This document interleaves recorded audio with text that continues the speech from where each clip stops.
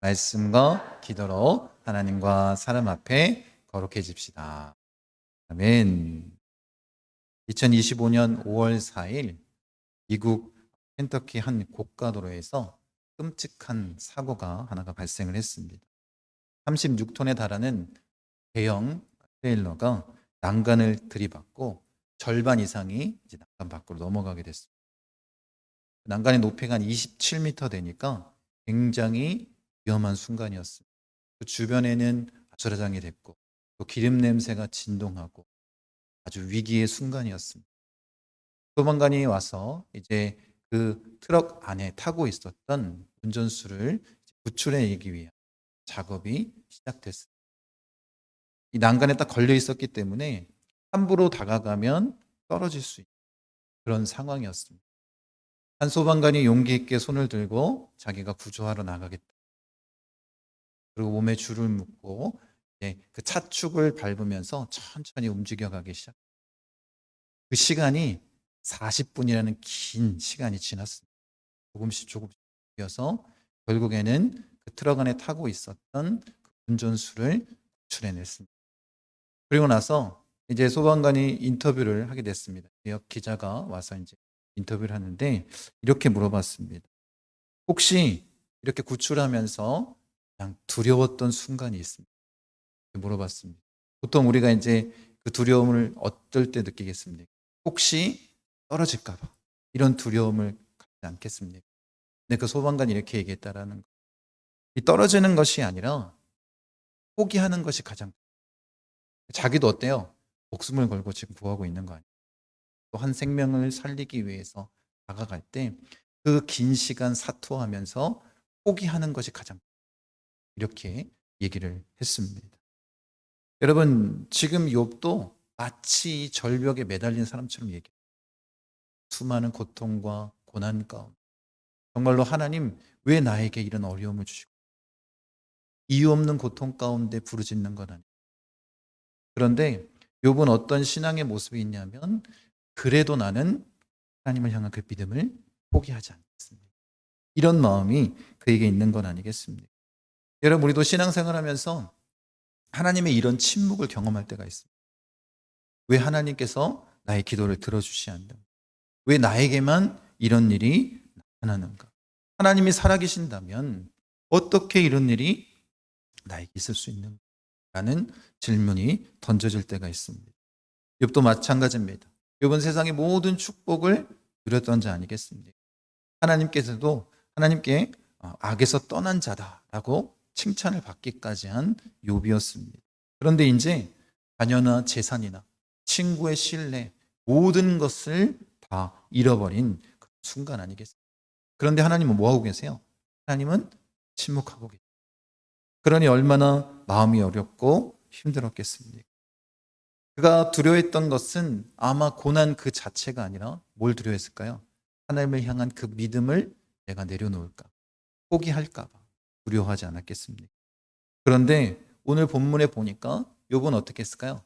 끝까지 그 믿음을 붙잡는 선택을 했습니다.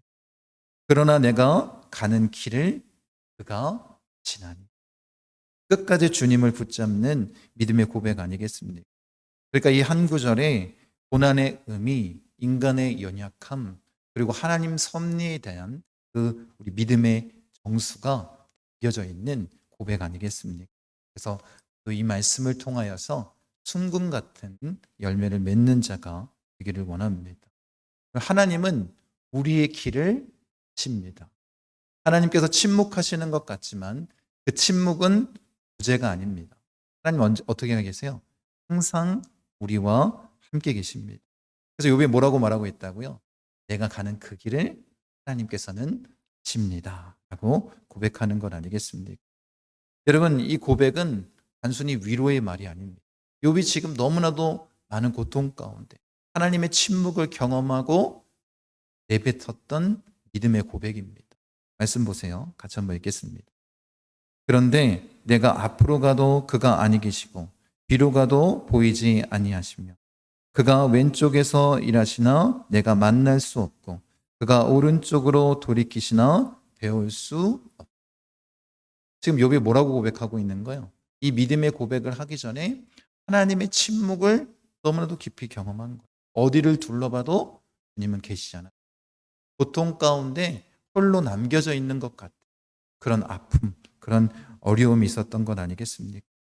그런데 욥이 고백한 것은 무엇이냐면 이 모든 순간이 하나님의 부재가 아니라 하나님은 내가 가는 그 길을 알고 계신다라는 것입니다. 눈에 보이진 않지만 하나님에 대한 신뢰를 고백하는 것 아니겠습니까? 여기서 말하고 있는 길은 삶의 여정 전체를 이야기하고 있는 것입니다. 그러니까 욥이 지금 겪고 있는 고난이라든지 또 의문, 방황, 이 모든 것을 다 포함하는 삶의 여정입니다. 그러니까 이 욥이 말한 가는 길은 삶의 방향 전체, 우리의 생활의 존재 전체를 의미하고 있는 건 아니겠습니까? 또한 우리의 신앙의 모습을 다 담고 있는 것을 이 길에 표현하고 있는 것입니다. 그러니까 하나님이 어떻게 하신다라는 거예요? 하나님께서 우리가 방황하며 고통과 고난 가운데 울부짖는 그 모든 순간들을 다 뭐하고 계신다라는 거예요? 지켜보고 계신다라는, 함께하고 계신다라고 고백하는 건 아니겠습니까? 하나님은 우리가 헤매는 순간에도 어떻게 하신다고요? 우리와 함께 하십니다. 우리를 지켜보십니다. 그래서 하나님의 이 아심, 이 야다라는 이 단어는 인격적이고 경험적인 것입니다. 그리고 거기에는 뭐가 담겨져 있냐면 감정까지 담겨져 있는 삶을 나타내는 거예요. 그러니까 하나님께서 내가 가는 그 길을 아신다라는 것은 어떤 의미냐면 하나님께서 내 고통도 다 아시고 나와 함께 하신다라는 거예요. 여러분 그 하나님을 다 경험하시지 않았습니까? 그 하나님을 향한 믿음을 잃지 않기를 원합니다. 시편 말씀 같이 한번 읽겠습니다. 주께서 내가 앉고 일어섬을 아시고 멀리서도 나의 생각을 밝히 아시오며 나의 모든 길과 내가 눕는 것을 살펴보셨으므로 나의 모든 행위를 익히 아시오미니, 이렇게 말씀하고 있습니다. 시편 기자가 고백하는 게 뭐예요? 하나님은 우리의 모든 것을 다 아신다는, 앉고 일어섬을 아신다. 우리의 삶의 그 동기와 목적까지도 다 알고 계신다. 그걸 어떻게 우리가 감출 수 있겠습니까? 내 생각을 멀리서도 밝히 아신다. 내면의 감정이나 의도나 갈등까지도 다 아는 것. 여러분이 하나님을 향한 그 믿음의 모습을 알고 계시는 것. 여러분이 갈등하고 있는 그 모습도 다 알고 계시는 것 아니겠습니까? 그렇게 하나님께서 정밀하게 우리를 살펴보신다라는 거예요. 하나님 우리의 모든 것을 다 아십니다. 하나님께서는 우리가 일할 때도 또 쉴 때도 외로울 때도 하나님의 부재, 아무도 나를 돕는 사람이 없습니다. 하나님마저 나를 외면하는 것 같습니다. 라고 그렇게 고백하는 그 순간 그 신앙의 갈등 가운데서도 하나님 우리를 지켜보시고 아신다라고 말씀하시는 것입니다. 그러니 욥이 고백하는 내가 가는 길을 그가 아시나니, 이 의미가 무엇이겠습니까? 여러분 하나님께서 이것을 안다라는 것은 우리를 징계하시기 위한 단순한 정보 수집이 아니다. 여러분 이 알은 어떤 의미겠습니까? 하나님께서 우리를 사랑하시고 그 사랑을 표현하시고 그 사랑의 실천을 위한 암 아니겠습니까? 우리에게 가장 좋은 것, 가장 필요한 것을 채워주시는, 넉넉하게 모든 것을 채워주시는 그 사랑의 실천을 위한 것 아니겠습니까? 그래서 예수님도 뭐라고 말씀하시냐면 나는 내 양을 알고 양도 나를 안다라고 말씀합니다. 여러분 예수님께서 이렇게 말씀하신 이유가 뭐예요? 그 안에 아주 중요한 관계가 담겨져 있어요. 사랑의 관계 아니겠습니까? 사랑하기 위해서 예수님이 우리를 알고 우리 역시 그 사랑을 알기에 주님을 아는 것 아니겠습니까? 그 사랑의 관계까지 깊이 나아가도록 하나님께서 역사하시고 인도하시는 분 아니겠습니까? 여러분 그래서 하나님이 내 삶의 구석구석을 다 아시고 내 생각까지도 아시고 이 모든 것을 아신다는 이유는 뭐냐면 우리를 뭐하기 위해서? 너무나도 완벽하게 사랑하시기 위해서다. 그 하나님을 믿는 자가 되기를 원합니다. 두 번째 보면 그가 나를 달려사신 후에 이렇게 고백하고 있습니다. 여러분 욥이 이어서 말한 이 고백은 하나님의 시험대에 올라서서 하나님의 징계를 기다리고 있는 자의 모습이 아닙니다. 그의 고백은 뭐냐면 이것은 심판이 아니라 연단이라는 거예요. 그러니까 이 불은 어떤 불이에요? 정죄하고 정결케 하는 불이다라는 거예요. 심판의 불이 아니라 나를 연단하는 그 불 아니겠습니까? 여러분, 순금의 특징이 뭐냐면 고온으로 그 불을 견뎌야지만 그렇게 순금으로 나오는 건 아니겠습니까? 섭씨 1064도 이상 돼야지 금이 녹기 시작합니다. 여러분, 그 고열을 계속해서 가열하고 고대 근동 지역에서는 이런 정제의 과정을 7번 이상 거쳐야지만 순금이 나온다고. 99.9% 이상의 순금으로 나오는 이런 정제의 과정을 계속해서 반복해야 된다. 여러분, 하나님께서도 원하시는 게 그건 아니겠습니까? 하나님이 우리를 바라봤을 때 우리가 정말 순금처럼 나왔다면 어떤 일이 벌어질까요? 예수님의 얼굴이 우리의 마음밭에 비치지 않겠습니까? 그렇게 순금의 모습으로 나오도록 계속해서 우리를 정죄하시는, 고난을 통해서 단련하시는 건 아니겠습니까? 여러분, 요셉도 마찬가지예요. 꿈꾸는 자로 시작했지만 그는 굉장히 많은 고난의 순간을 보냈습니다. 모세도 마찬가지로 40년 동안 광야의 삶을 보낸 것 아니겠습니까? 예수님도 마찬가지입니다. 히브리서 5장 8절에 보면 그가 아들이시면서도 받으신 고난으로 순종함을 배워서 이렇게 고백하고 있습니다.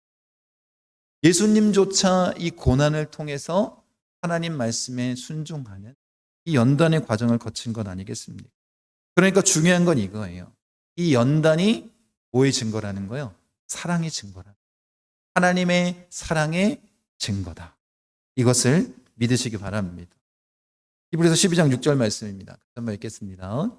주께서 그 사랑하시는 자를 징계하시고 그가 받아들이시는 아들마다 채찍질 하심이라 하였으니.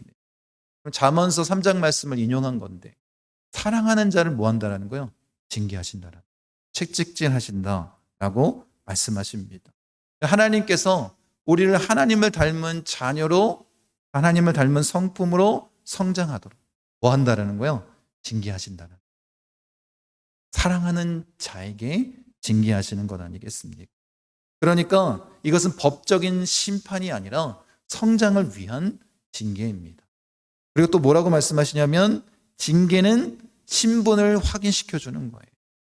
하나님의 아들 된 자들만 징계하신다라고 말씀. 여러분, 우리가 이 하나님의 연단의 과정, 이 징계의 과정, 이 과정을 우리가 거쳐가고 있다면 그 징표가 뭐예요? 바로 우리는 하나님의 아들이라는 거예요. 그 고난의 과정을 잘 이겨내고 하나님의 아들로서 서는 자가 되길 바랍니다. 그래서 히브리서에도 분명히 말씀하시는 게 징계가 없으면 사생자요 참 아들이 다라고 말씀하는 건 아니겠습니까? 여러분, 그렇게 우리를 자녀로 삼았다는 증거입니다. 근데 우리가 좀 충격적인 게 채찍질 하신다, 이 표현 때문에 좀 마음이 어려운데 이 단어의 의미는 뭐냐면 노예들을 일시키기 위해서 하는 채찍질이 아닙니다. 자녀를 훈계하는 채찍이라는 그런 의미가 담겨 있는 거예요. 그러니 하나님께서 어떻게 하고 있는 거예요? 우리를 사랑하시고 또 우리로 하여금 하나님의 성품을 담도록 징계하시는 건 아니겠습니까? 사랑하시기 때문에 이 징계의 도구를 사용하시는 것입니다. 그래서 너무나도 분명하게 확실하게 우리에게 징계의 목적이 이것이다라고 말씀하십니다. 히브리서 12장 10절 11절 같이 한번 읽겠습니다. 그들은 잠시 자기의 뜻대로 우리를 징계하였거니와 오직 하나님은 우리의 유익을 위하여 그의 거룩하심에 참여하게 하시느니라. 무릇 징계가 당시에는 즐거워 보이지 않고 슬퍼 보이나 후에 그로 말미암아 연단받은 자들은 의와 평강의 열매를 맺느니라. 이 징계를 왜 주신다라는 거예요? 그의 거룩하심에 참여하게 하기 위해, 또 의와 평강의 열매를 맺게 하시기. 이것이 징계의 이유라고 분명히 말씀하시는 건 아니겠습니까? 자녀들을 혼낼 때 자녀들이 분명히 그런 얘기를 할 겁니다. 왜 나만 혼내냐고. 저 친구도 잘못했고 쟤도 잘못했는데 왜 나만 혼내냐. 그럼 부모님은 뭐라고 얘기해요? 너는 내 아들이니까. 아들이기에 징계하는 것 아니겠습니까? 그럼 하나님도 마찬가지입니다. 우리를 사랑하고 우리가 하나님의 자녀이고 아들이기에 이 징계를 통해서 하나님의 자녀의 삶의 모습을, 그 거룩함을 드러내게 하는 것 아니겠습니까? 그럼 이 징계는 사랑의 언어입니다. 그리고 동시에 성화의 도구가 되는 거예요. 여러분, 이 고난과 이 징계의 순간에, 어려움 가운데, 연단의 과정 가운데 여러분 포기하지 마십시오. 그리고 그 하나님의 사랑을 온전히 경험하고 누리는 자가 되길 원합니다. 징계가 없으면 우리는 하나님의 자가 아닙니다. 그리고 나서 요셉이 고백한 게 뭐냐면 단호하게 내가 순금같이 나오리라 이렇게 말하고 있습니다. 욥이 확신하는 건 이겁니다. 이 고난과 이 어려움 가운데 나는 망하지 않는다라는, 나는 실패하지 않는다라는, 나는 좌절과 절망하지 않는다라는. 왜요? 하나님께서 나를 사랑하신다라는 것을 알기 때문에. 그래서 뭐라고 고백하고 있는 거예요? 하나님이 나를 무너뜨리지 않고 나를 세워주실 것이라는 확신을 가지고 내가 순금같이 우리라 고백하는 것입니다. 여러분들의 믿음의 고백이 되기를 원합니다. 바울도 이렇게 고백합니다. 한번 읽겠습니다. 다만 이뿐 아니라 우리가 환난 중에도 즐거워하나니 이는 환난은 인내를, 인내는 연단을, 연단은 소망을 이루는 줄 알미로다 라고 고백하고 있습니다. 믿음으로 의롭다 하심을 받은 자가 어떤 삶을 살아야 되는지 이 5장을 통해서 이야기를 하고 있는데, 환난 중에도 즐거워한다. 이 기쁨의 역설 아니겠습니까? 여러분, 이 기뻐하다는 의미가 어떤 의미가 있냐면 기꺼이 받아들인다는 그런 의미도 포함되어 있는 기쁨입니다. 그러니까 이 영혼의 환난까지도 어떻게 한다는 거예요? 내가 하나님을 사랑하는 마음, 하나님 온전히 믿는 마음으로 기꺼이 받아들이며 기뻐할 수 있다, 즐거워할 수 있다라고 말하는 것 아니겠습니까? 그러니까 이 기쁨은 상황에 기반한 감정이 아닙니다. 뭘 신뢰하는 거예요? 하나님을 신뢰하게 나타낼 수 있는 기쁨 아니겠습니까? 여러분도 이 환난 가운데 즐거워할 수 있는 자가 되기를 원합니다. 예수님도 마찬가지입니다. 십자가 앞에서 기쁨을 위하여 참으셨다라고 히브리서는 기록하고 있습니다. 바울 역시 그가 복음을 선포하면서 그 모진 고통 가운데 뭐 했어요? 기뻐하라라고 얘기하고 있습니다. 우리도 그런 모습으로 서기를 원합니다. 환난은 인내를, 그러면 이 환난은 영혼을 시험하는 진정한 고통을 의미하고 있는데, 여러분 이 고통 가운데 뭘 빚어낸다고 말하고 있는 거예요? 인내를 빚어낸다라고 말합니다. 근데 우리가 알고 있듯이 인내는 그냥 참고 견디는 것을 얘기하는 게 아닙니다. 여러분 이 인내는 뭐냐면 고통 속에서도 하나님을 붙드는 지속적인 행동을 얘기를 합니다.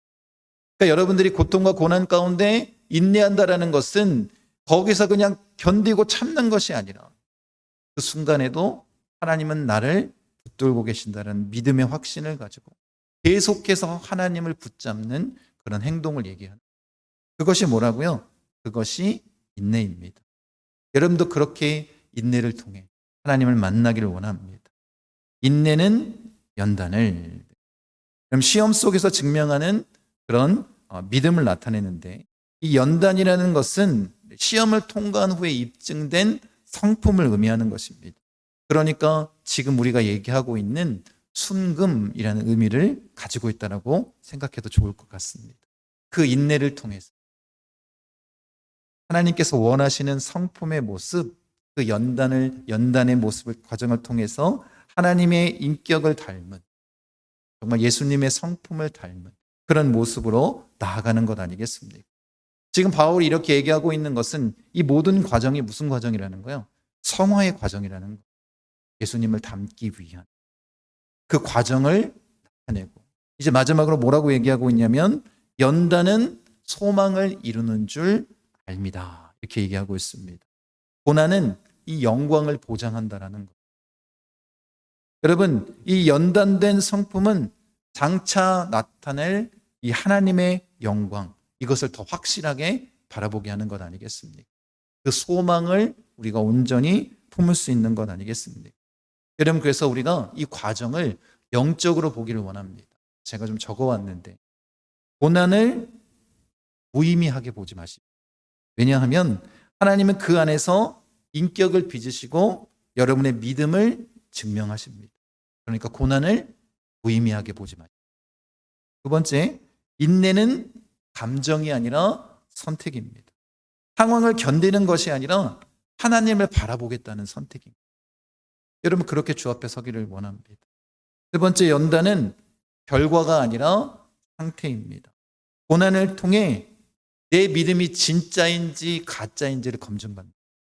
내 믿음의 상태가 순금인지 복음인지 확인하는 과정.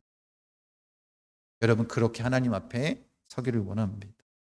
마지막 네 번째, 소망은 이 세상의 해결이 아니라 하나님의 영광입니다.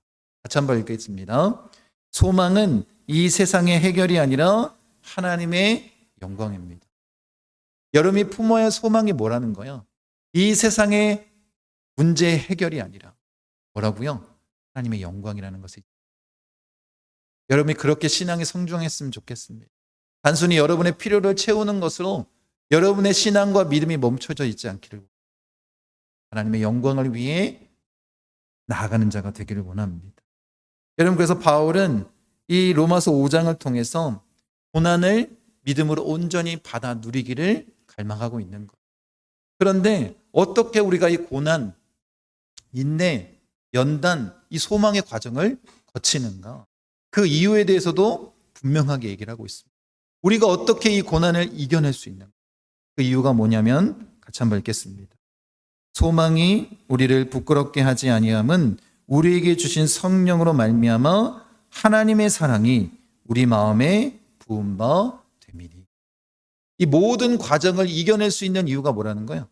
하나님의 사랑이라. 믿으시기 바랍니다. 어느 곳에서든지 하나님 우리를 사랑하십니다. 고통과 고난의 과정 가운데서도 하나님 우리를 사랑하십니다. 그 하나님의 사랑만이 이 모든 것을 이길 수 있는 것 아니겠습니까? 그래서 지금 욥이 정말로 이 모든 과정을 통해서 소망을 표현하고 있는 거예요. 내가 순금같이 올 것이다. 이 믿음, 이 믿음의 모습을 우리가 닮아 나아가기를 원합니다. 여러분 우리가 기억할 것은 이것입니다. 여러분 믿는 자에게 하나님의 징계는 금의 불순물을 제거하는 그런 과정이 될 것입니다. 그런데 믿지 않는 불신자에게는 자기 중심의 신앙과 우상을 무너뜨리는 심판이 되는 거예요. 여러분 정말 하나님의 자녀라면 이 징계를 즐거워하시기 바랍니다. 그게 하나님께서 원하시는 그런 삶의 모습으로 우리를 빚으시는 과정 아니겠습니까? 우리를 사랑하기에 이렇게 행하시는 거죠. 신앙생활을 아주 잘하는 남자 성도님이 한 분 계셨습니다. 오랜 시간 교회에서 봉사했습니다. 그런데 말기암이라는 판정을, 시한부 판정을 받았습니다.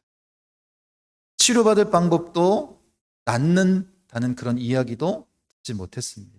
그러니 어때요? 하나님 앞에 원망과 불평이 처음에는 쏟아 나오기 시작했어요. 내가 어떻게 하나님을 예배하고 또 교회를 위해서 봉사하고 헌신했는지 누구보다도 잘 아시지 않습니까? 그 고통 속에서 하루하루를 보내며 주님의 뜻을 구하기 시작했습니다.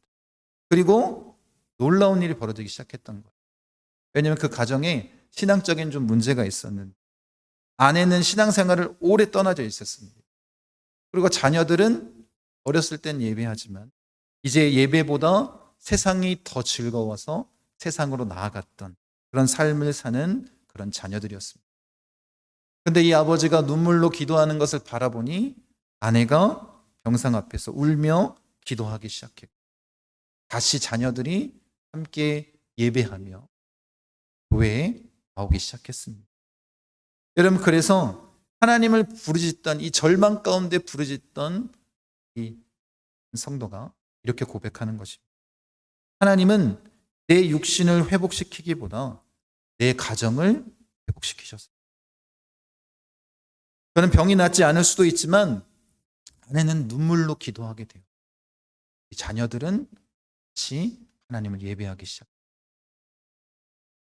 이것이야말로 내가 살아온 인생의 가장 값진 열매입니다.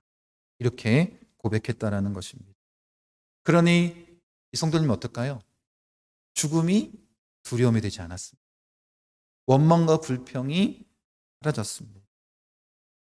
한 가정을 온전히 세우기 위해서 이런 징계, 이 고통과 고난의 과정, 이 연단의 과정이 그에게 있었던 건 아니겠습니까? 그의 믿음은 점점 더 빛이 났고 그 가정이 어떻게 됐다고요? 다시 복음으로 회복되어지는 역사가 나타났습니다. 여러분, 그래서 우리도 사실 이런 질문을 좀 던져봤으면 좋겠습니다. 고난이 없었다면 나는 하나님을 이토록 깊이 찾았을까? 또 이런 질문도 던졌으면 좋겠습니다. 내가 원하는 기적이 아니라 하나님이 원하시는 그 회복을 내가 갈망하고 있는. 여러분, 우리는 너무나도 쉽게 내가 원하는 것, 내가 바라는 것, 그것을 소망하며 달려나가지 않습니다. 그런데 정말 우리의 신앙의 믿음이 성장했다면 우리도 이렇게 질문했으면 좋겠습니다. 정말 하나님이 원하시는 회복이 그것을 구하는 자가 되기를 원합니다. 그럼 하나님 때로 우리의 건강보다 하나님이 원하시는 것을 회복시키기를 원하시는 것 같아요. 까지 나눴던 그 예화처럼 어쩌면 우리가 그렇게 흘렸던 눈물을 통해서 우리의 믿음이 온전히 성장하기를 주님이 원하시는 것 아니겠습니까? 그 믿음의 굳건히 서는 자가 되기를 원합니다. 여러분, 이 고통은 죽음을 향한 여정이 아닙니다. 하나님의 그 소망, 순금으로 나오는 자들이 누리는 영광 아니겠습니까? 그 불을 통과한 자들만이 누릴 수 있는 거예요. 여러분, 그래서 정말로 하나님만을 예배하고 하나님만을 믿고 의지하기를 원합니다. 내 상황과 환경이 어떻다 할지라도 나와 함께 하시는 그 하나님을 신뢰하십시오. 그리고 하나님을 찬양하기 원합니다. 2025년 4월 말에 아프리카 케냐 북서부에 갑작스러운 폭우가 쏟아지기 시작했습니다. 홍수가 심각하게 났던 것 같습니다. 그런데 문제가 하나 있는데 병원, 피난민이나 이 전염병을 앓고 있는 이 환자들을 수용하는, 치료하는 그런 병원이었습니다. 콘크리트 벽도 무너질 정도로 아주 큰 홍수가 벌어졌고 이제 물살이 병원으로 막 들어오기 시작했습니다.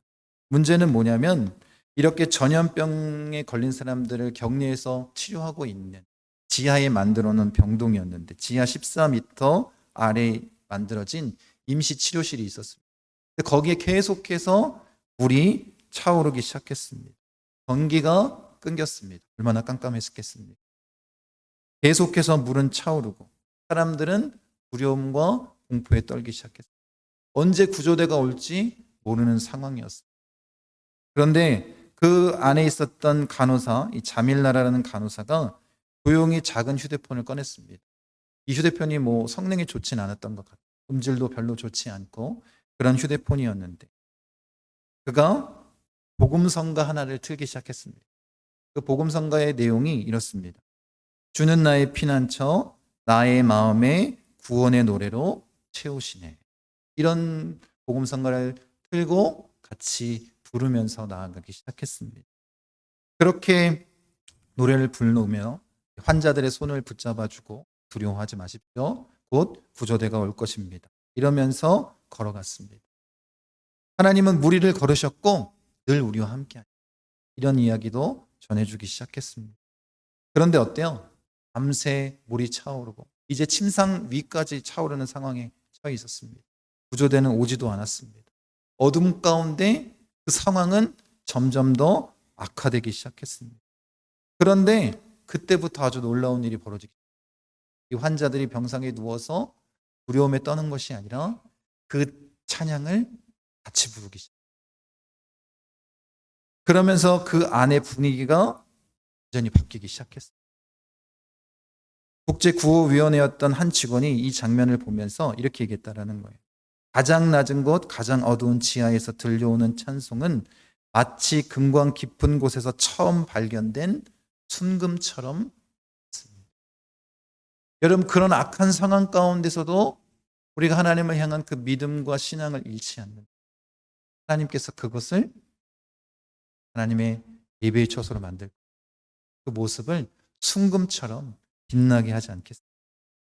여러분, 이런 순금의 광채는 환경 때문에, 주어진 환경 때문에 나타나는 것이 아니라 연단을 견딘 우리의 믿음을 통해서 여러분, 그런 믿음을 가진 자가 되기를 원합니다. 이 자밀라 간호사가 했던 그 모습, 우리 역시 그 믿음을 지키는, 끝까지 지켜내는, 그렇게 하나님을 신뢰하며 나아가는 믿음이 나타나기를, 끝까지 믿음을 지키는, 중간에 포기하지 않는 그런 모습으로 서는 자가 되기를 원합니다. 여러분, 이것이 바로 욥의 고백인 거예요. 그가 그런 고통과 고난 가운데 있으면서도 뭐라고 얘기하고 있다고요? 그가 나를 단련하신 후에는 순금같이 보게 될 것이다. 이것이 우리의 믿음의 고백이 되기를 원합니다. 여러분, 어쩌면 여러분의 지금 상황이 이런 14m 불 하나 없는, 물이 차오르는 이곳과 같은 그런 깜깜함, 불안과 두려움이 느껴지는 상황일 수 있습니다. 여러분, 그렇지만 그 자리에서 정말 순금이 되어 나올 것이라는 확신, 그 믿음을 잃지 않고 달려나간 자가 되길 원합니다. 그럴 때 하나님께서 여러분들을 통해서 정말로 순금처럼 빛나는, 하나님께서 그렇게 기다리고 기다리셨던 신앙의 모습으로 세워주시는 건 아니겠습니까? 여러분, 혹시 하나님이 보이시지도 않고 기도가 막히는 것 같고 두려움이 여러분들을 부여잡고 있습니까? 여러분, 그렇다면 욥의 이 고백을 기억하십시오. 내가 나를 단련하신 후에, 내가 뭐처럼 나온다고요? 내가 순금같이. 여러분, 하나님의 침묵은 구제가 아닙니다. 신뢰입니다. 하나님의 연단은 징벌이 아니라 우리를 하나님의 자녀로 빚으시는 성화의 과정입니다. 하나님의 불길은 우리를 소멸시키는 것이 아니라 어떻게 만드시는 거예요? 순금으로 정제되어 나오게 하시는 거예요. 그 고난의 과정, 연단의 과정을 여러분 믿음으로 서시길 바랍니다. 불 앞에서 낙심하지 말고 신뢰하십시오. 여러분, 믿음은 설명이 아니라 순종입니다. 내가 이해되지 않는다 할지라도 하나님을 믿으시기 바랍니다. 하나님께 왜라고 묻기보다 어떻게 내가 주님을 신뢰하기를 원하십니까? 라고 질문하고 기도하시기 바랍니다. 그리고 그 주님을 온전히 믿는 믿음으로 굳건하게 서시는 순금 같은 신앙의 모습을 나타내시는 우리 목포순복음 중학교 성도님 되시기를 간절히 축원드립니다.